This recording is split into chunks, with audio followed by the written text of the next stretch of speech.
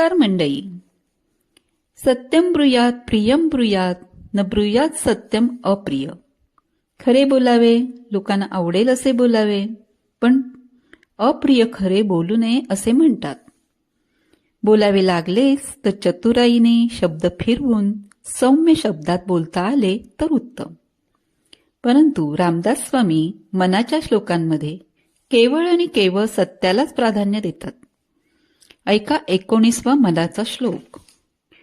मना सर्वथा सत्य सांडू नको रे, मना सर्वथा मिथ्य मांडू नको रे, मना सत्य ते सत्य वाचे बतावे, मना मिथ्य ते मिथ्य सोडून द्यावे. मना सर्वथा सत्य सांडू नको रे, मना सर्वथा मिथ्य मांडू नको रे. समर्थ मनाला सांगतात, मना सत्याला पूर्णपणे सांडू नकोस. सोडलेलं परत घेता येतं, पण सांडलेलं परत भरता येत नाही. त्यामुळे सत्य सोडू तर नको, पण सांडू तर अजिबात नको. आणि खोट्याला इतक्या आत्मविश्वासाने मांडू नको की ते खरं वाटायला लागेल. मनाचं गणित फार धूर्त असतं. एकदा खोटं बोलायची सवय लागली की मन स्वतःलाच सांगायला लागतं, मी खोटं नाही बोललो, जरा बदलून सांगितलं. हळूहळू सत्य कोपऱ्यात बसतं आणि खोटं सिंहासनावर विराजमान होतं. गोड बोलून खोटं बोललं तरी खोट्याचं मूळ कडूच असतं.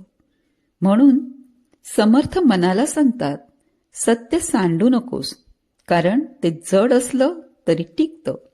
मिथ्य मांडू नकोस, कारण ते गोड वाटतं पण शेवटी उघडं पडतं. महाभारतातील युद्धात अश्वत्थामा नावाचा हत्ती मारला गेला. याचा फायदा घेऊन द्रोणाचार्यांना त्यांचा पुत्र अश्वत्थामा मारला गेला असे खोटे सांगावयाचे होते. श्रीकृष्णाने हे काम युधिष्ठिराला सांगितले. द्रोणाचार्यांचा फक्त युधिष्ठिरावर विश्वास होता, कारण तो कधीच खोटं बोलत नव्हता. त्यामुळे त्याच्या तोंडून अश्वत्थामा मारला गेला हे ऐकल्यावर द्रोणाचार्यांनी शस्त्र खाली टाकले. त्या क्षणी धृष्टद्युम्नने त्यांचा शिरच्छेद केला. द्रोणाचार्य जोपर्यंत मारले जात नव्हते तोपर्यंत पांडवांना विजयश्री मिळणे शक्य नव्हते. हे धर्मयुद्ध होते. युद्धात विजयश्री पांडवांना मिळणे गरजेचे होते, कारण ते धर्मनिष्ठ होते.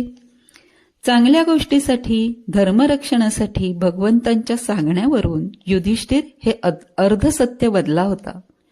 बाकी आयुष्यभर त्याने फक्त सत्याचीच साथ दिली होती. सत्यवशनी युधिष्ठिराचा रथ नेहमी 4 अंगुळे म्हणजे 4 बोटे जमिनीपासून वरून चालत असे. ही त्याच्या सत्याची ताकद होती. पण अश्वत्थामा मारला गेला हे अर्धसत्य बोलल्यानंतर, नरोवा कुंजरोवा नंतर तो रथ लगेच जमिनीला टेकला असे महाभारतात वर्णन आहे.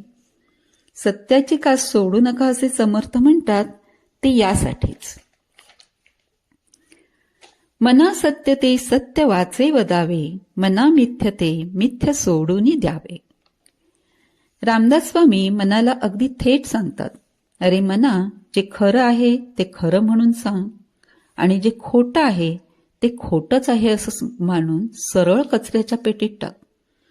मनाला वाटतं सत्य थोडं कठीण आहे, कोणी दुखावेल, कोणी नाराज होईल, म्हणून असत्याने जर दुसऱ्याला बरे वाटणार असेल तर काय हरकत आहे. छान नसलेली गोष्ट छान आहे म्हणणं, किंवा कसं चाललंय विचारल्यावर बरं चाललंय म्हणणं, याला काही खोटं बोलणं म्हणत नाहीत.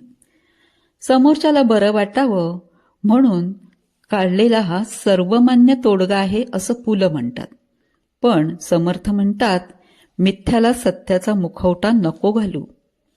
कोणी विचारलं माझं गाणं कसं होतं, तर गाण्यावर काहीच न बोलता तुझा आत्मविश्वास छान होता असं म्हणणं याला डिप्लोमसी म्हणतात. पण ही डिप्लोमसी रोज वापरली तर मिथ्याची नोकरी करू लागते.